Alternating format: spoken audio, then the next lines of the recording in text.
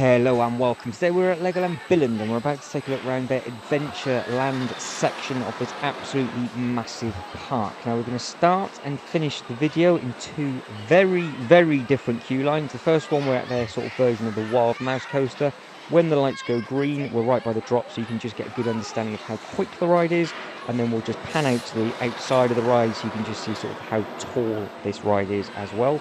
And then the end of the video, we will end up doing another queue line for the laser shooter because we want to catch up all the models on those. And then everything that's in the middle, we have got all the different eateries, all the different places that you can go to, and more importantly, where all the other paths are, because there's about 4 or 5 different ways into this land, and it's very easy to miss certain sections because you've got other areas that actually horseshoe around this land as well. So we'll do our best to try and pick up as much as possible, and I'll let you know there is another way that we can go. Now, starting and finishing from this point now, so we are going to finish basically from here. There are 5 models to catch straight away. Now, as I pan up, you've got 2 there with the little balloon. There'll be 2 more on the bridge as I turkey twizzle around, and then there is a skeleton on the left-hand side. Now, I really do like this area with regards to just how they've used all the shrubbery and everything, and as we walk around and go a little bit further on, you can see all the water and just how many different places there are just to be able to sit down. So if you just brought your own sandwiches and things like that, there's plenty of space just to have a quick bite to eat if you want to. Certain pockets of this area, land shall I say, rather than area, is always quite quiet, and then other places are quite busy. So you've got the little eatery here just to the left hand side, and then you can see to the left is where we actually started the video. If you walk directly in a straight line, there's a bridge there that takes you over some water. You can then get to the front entrance of the eatery. We're going to walk around the back of that entrance now because we're going to do more of a loop, because you could literally do sort of a couple of figures of 8s really. You could do it as almost two circuits and use that bit down the middle, but we'll go right around the outside and I'll just explain to you what's in the middle. Now, if you went left just here, you could either go, so you can see the big castle behind, and then that is where the Lego Movie 2 section then cuts down, so you have all of that to try and look forward to. But it is easy to miss where I'm stood now, because if you walk through the Lego Movie 2 section, it will then loop round and then you miss the whole part of this, and then you end up at a different area altogether, because that ends up in the polar area. So it's easy to miss certain bits and pieces of the park. But again, if you start eyeballing around left and right, you've got a lot of models just down here to the left hand side. There's some on the barrels, and then you've got these just here. This is also a really good place to stand to get some photos, because you're right by the drop of the coaster as well. So one's just gone shooting down there, and then as you come round, there's some little models just in the barrels there. And then this was not open at this point, but as we come down, you'll see that you've got the pay to play that is open, and then to the right hand side, the main big eatery is open. So there's a lot of places to actually be able to grab different bits and pieces to eat from here, which is really handy. And they're all really close together, as you can see.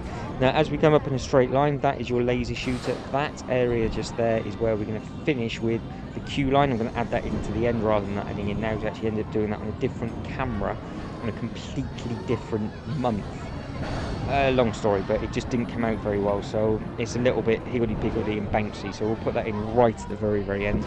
That was a bit of a schoolboy error on my end, but I think I finally figured out now why one of the sub-settings weren't actually turned on. Don't know why it wasn't, but that is a different discussion for a different day. If you walked over in a straight line, that then takes you into the Polar Express, and then you've got some like a photo opportunity with some Friends models, and you've also got an opportunity then with the Fire Brigade. Kicking back in on ourselves now, you've got the toilets to the left hand side. The eatery is still to the right hand side, so you can see where those windows are. If you then go forward and turn right, there is, again, you can get and walk around that bit. We don't go that way because we end up going left. So this is where you can sort of easily miss things now. If you were to go up the Jungle Racer, you can go up those stairs, and then what you can do is you can actually go up a little bit and then turn left, miss all of this completely, and end up in a completely different land. So you've just got to be careful with which way you're going. There's some steps to the left hand side. They are the exit to off this ride, so that's where everyone will come running down. Now, if you've noticed, there is actually 2 of these, like there are in multiple parks. They have this one in Dubai, and they've also got this one in Legoland Windsor. Each one is themed completely different. They've all got different colours and everything else. Now, the trick is with this, turn it in tight and then flick the steering wheel out the other way, and then you start picking up the speed as you go around. So it's good fun, that one. But you've got to be careful, because where you've got all these little push down bits, and you can see where that's soaking wet on the floor, It's lucky dip if you push it down and you get wet, or the person on the little boat ends up getting soaked. So you've got to play. They've got like the little explosive bombs. You can see them going off in the background, and in another video on the full tour video that I did, all the little ones were running around and pushing all of these down, and everybody was getting absolutely soaked. Right, now it forks off again two different ways. You can either go up and, well, there's an exit bit there. That's actually from the ramp higher up. You can go left now, and that will then take you up to the Viking River Splash, or it will loop you round the back of this water, so you can do like a really big circle around here. I'm now going to go over the bridge. As we go over the bridge, you can see the bits and pieces to the left hand side. I can't turn over to the right because there was a load of people stood there and they just were looking at the people that were actually on the ride. But don't forget, this is a perfect place to stand if you want to watch people on the ride and you're in the process of having a bite to eat, because we're about to come to all the tables and chairs. So if I could spin 180, or I had a 360 camera, for example, because that's where it would come in handy, we would have been able to see both of those at the same time. Now, there's a lot of models hidden within this whole area. You've got a load of butterflies. You can see there's like a hive and all sorts of animals climbing up. That is available from last year as well, and I managed to I had the camera, I could zoom in and come back out, but again, Lego directly in front, so you might need to pause it to be able to see some of the models in a bit more detail. But this, I really wanted to focus on the actual path rather than the models in certain areas, because you can get stuck, like I said, with regards, not so much getting stuck, but you can just miss bits, which I don't want you to do. So I've just gone up into that little pocket. That is just like another sort of getaway where you can just sit down and you can just, again, just be out the way of everybody. Where we are looking at now, the path that I said about, if you carried on going in a straight line, would horseshoe and meet up to where we are now. So you can go up and go all the way up and left, and then do what we've just done the other way. There's more water obviously behind us, and then the other side of that sort of black fence, that is where the rides were. So there's a lot of nice area, open water within this section.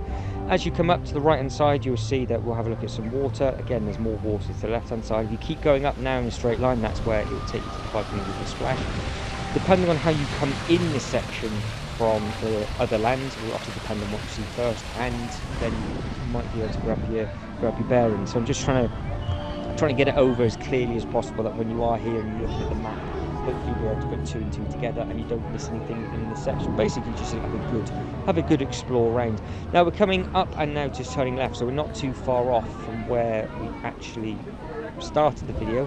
You've got the ice cream bit to the left hand side, and then you've got this nice little bit where you can walk up and have a look at the Viking River Splash itself, which is always a nice little area to go. But again, there's just nobody at these places, so you can just sit down, watch these guys and girls come shooting around. You're not going to get wet because it doesn't splash you. There's nothing to get wet from here. So it's just a nice bit where it's sort of just out the way, and then you can just sort of, you need to swap batches over, open up a drink, do whatever it is you need to do. So it's a handy little pocket of the park, that one. So it's quite nice that it's just there. You can get away from everything, but you're also really close to everything at the same time. So it's ideal. So it's one of those areas of the park where if you know how to get around, you're not going to miss anything. It's super easy.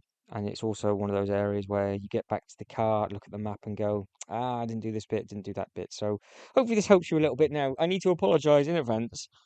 I do not know why this is so shaky. Absolutely no idea whatsoever. It didn't make a difference if I was stood still, held my breath, just didn't touch the camera whatsoever. It was basically having a tantrum. It was having a camera tantrum. I don't know why. So just bear with it for the last minute or two, because I did quite a bit of filming on this camera and I lost a load of footage because I was trying to watch it back going, I can't watch this. I just can't do it. So as always, what I try and do is let everybody pass through the queue line. And then when we get to the models, obviously, then it's not as shaky walking through. But what's really annoying is the reason why there's absolutely no sound whatsoever is that I was actually speaking to the camera rather than doing a voiceover at this time. So not only am I now using shaky footage, I now can't actually use the original sound because I'm talking absolutely nonsense about something that makes absolutely no sense whatsoever because it's not filmed in this order. But on a positive, I do like the queue line with regards to it being outside, only because you can see exactly how long the queue is.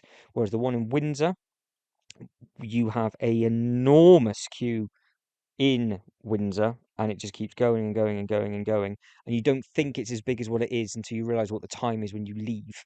Whereas here, at least you know that once you're in side, you're basically on it. There's no other way of waiting around and messing around. Obviously, what I've done is they blocked off bits and pieces for the queue so you can get to the ride quick enough because there's obviously no queue whatsoever. So I've just gone underneath like I always do, let everybody past, and then I can try and film all of these as well. Now, I have said this quite a lot. This is actually now filmed after LegoCon.